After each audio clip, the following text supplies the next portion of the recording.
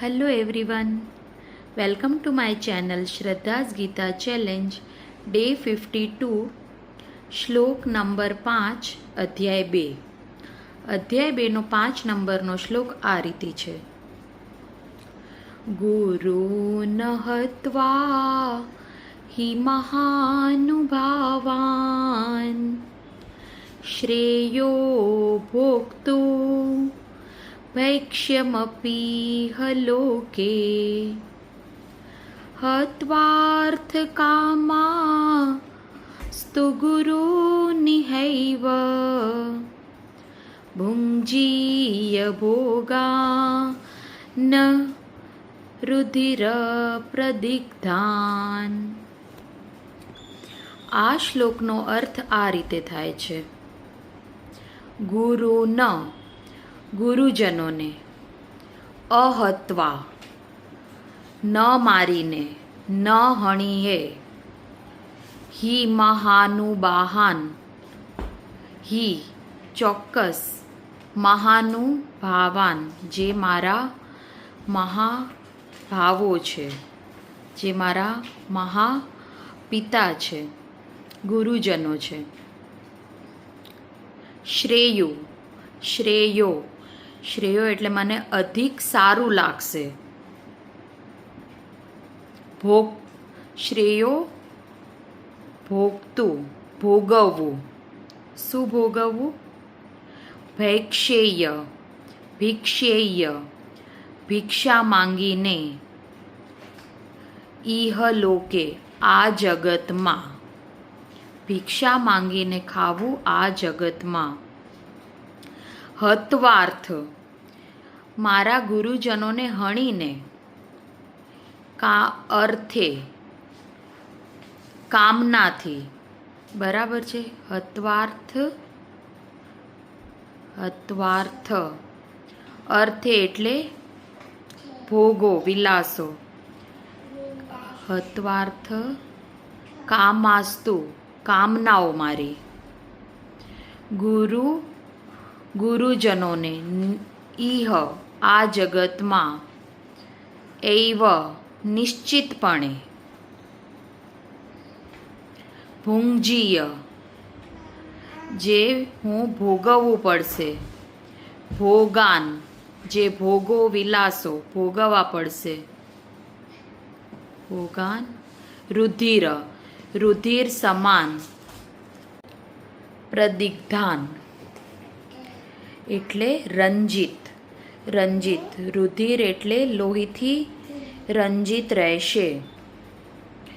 આ શ્લોકમાં અર્જુનનું એવું કહેવું છે કે મારા આ ગુરુજનોને, મારા આ મહાભાવો, મારા મહાન વડીલોને હણીને મારીને ભોગવવું એના કરતાં હું ભિક્ષા માંગીને મારું જીવન વ્યતીત કરીશ એ મને વધુ યોગ્ય લાગશે, એ મને વધુ સારું લાગશે. હું મારા ગુરુજનોને મારીને કંઈ પણ ભોગવિલાસ કે કંઈ પણ સંપત્તિ ભોગવીશ ને એ મને રક્તરંજિત લાગશે, એટલે લોહીથી ખરડાયેલી લાગશે એ સંપત્તિ મને. આવું આ શ્લોકમાં અર્જુનનું કહેવું છે. અર્જુન શું માને છે? એ શું કહે છે કે હું મારા વડીલોને મારીશ ને તો એની મને જે દુઃખ રહેશે, મારો અંતરાત્મા જે હશે એ અંતરાત્મા મને જે પણ હું રાજ્ય મેળવીશ, જે ભોગો મેળવીશ એ મારો અંતરાત્મા મને ભોગવવા નહીં દે. મને એ સંપત્તિ, એ રાજ્ય લોહીથી ખરડાયેલું જ દેખાશે અને હું એ સારી રીતે ભોગવી નહીં શકું. અને એમને મારીને હું રાજ્ય કરું એના કરતાં હું ભિક્ષા માંગીને આખું જીવન વ્યતીત કરું એ મને વધુ સારું લાગશે. એ હું સારું જીવન એનાથી પણ જીવતો હોઈશ એવું મને લાગશે. અર્જુન માટે જીવન નિર્વાહ માટે રાજ્ય જીતીને રાજા બનીને જીવન જીવવું આવશ્યક છે, પરંતુ આ વાતનું ખંડન અર્જુન કરી રહ્યા છે. અર્જુન આ વાતની ના પાડે છે કે હું મારા વડીલોને, મારા પ્રિય ગુરુજનોને મારીને હું રાજ્ય ભોગવી બિલકુલ નહીં જ શકું. આ સ્થિતિ અર્જુનની કોના જેવી છે ખબર છે? આ સ્થિતિ અર્જુનની શેક્સપિયરમાં એક મેકબેથ કરીને નાટક થઈ ગયું. હવે મેકબેથના નાટકમાં એવું જ છે, એ એટલું પાત્ર એવું છે કે જેને આવી રીતે અનૈતિકતાથી સંપત્તિ મેળવી હતી અને એ સંપત્તિ મેળવ્યા પછી એ સંપત્તિ તો ભોગવી ના જ શક્યો, પરંતુ જે કુદરતી રીતે આપણને નિંદ્રા આવે છે એ નિંદ્રા પણ એ આખી જિંદગી ભોગવી ના શક્યો, સારી રીતે એ સૂઈ પણ ના શક્યો. તો આ મેકબેથની વાત છે. હવે મેકબેથ એ છે ને સ્કોટલેન્ડનો એક સન્માનિત વ્યક્તિ હતો, બરાબર છે. તો એક દિવસ સ્કોટલેન્ડના રાજા એ મેકબેથના ઘરે ફરવા આવે છે. તો મેકબેથની પત્નીનું મન કહીએ ને થોડું લોભિત થાય છે. એ શું કહે છે મેકબેથને કે આપણે રાજાને મારી નાખીએ તો આપણે રાજા રાણી પછી બની શકીએ. એને મેકબેથને આમ કહીએ ને ઉકસાવે છે એની પત્ની, અને મેકબેથ ઉકસાઈને નિંદ્રામાં રાજાને મારી નાખે છે. પછી રાજાના મર્યા પછી સ્કોટલેન્ડના રાજા રાણી મેકબેથ અને એના પત્ની બને છે. કેટલા વર્ષો પછી પણ રાજાના મર્યાના મેકબેથ આખી રાત સૂઈ ના શકતો અને આખી રાત મહેલમાં ફરતો જોવા મળતો હતો, કારણ કે એને અંદરથી અંતર્મન એનું એટલું ના પાડતું કે મેં ખોટી રીતે રાજાને મારીને આ રાજ્ય ભોગવ્યું છે, બરાબર છે. અને એની પત્ની પણ ઘડી ઘડી હાથ ધોતી દેખાતી, એમ સતત હાથ ધોતી જ જોવા મળે.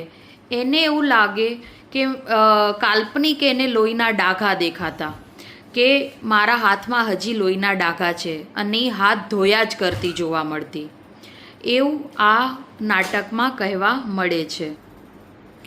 એટલે શેક્સપિયરનું આ નાટકમાં એવું કહેવું છે કે આખી જિંદગી આ મેકબેથ સંપત્તિ ભોગવી શકશે નહીં, કારણ કે એને અનૈતિકતાથી મેળવેલી છે.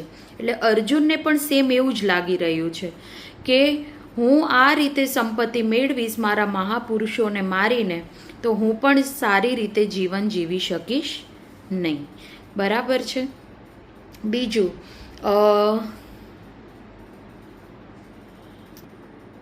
અહીં અર્જુન કર્તવ્ય અને સંબંધ વચ્ચે ફસાયેલો જોવા મળે છે. એટલે જ્યારે માણસ સંબંધ અને કર્તવ્ય વચ્ચે ફસાય છે ને ત્યારે એને આ જ ધર્મ સંકટ થતું હોય છે. પરંતુ કૃષ્ણ ભગવાન શું કહે છે કે સાચી વાત છે કે તારા સામે સ્વજનો છે જે આદરણીય પણ છે, પરંતુ એ કોની સામે ઊભા છે? એ ઊભા છે અધર્મ સાથે. એટલે અધર્મ આચરતી વ્યક્તિ સાથે જો કોઈ સન્માનીય વ્યક્તિ પણ હોય ને તો એ પણ તમે તમારું કર્તવ્ય આચરવા ટાઈમે રોકી ના શકવું જોઈએ. આ વાત કૃષ્ણ ભગવાન એને પછી સમજાવશે, કારણ કે અર્જુન તો હજી આ જ મૂંઝવણમાં ફસાયેલો જોવા મળે છે. તો તમને આ શ્લોક કેવો લાગ્યો? જો ગમ્યો હોય તો ચોક્કસ લાઈક, શેર અને સબસ્ક્રાઈબ કરો. Thank you.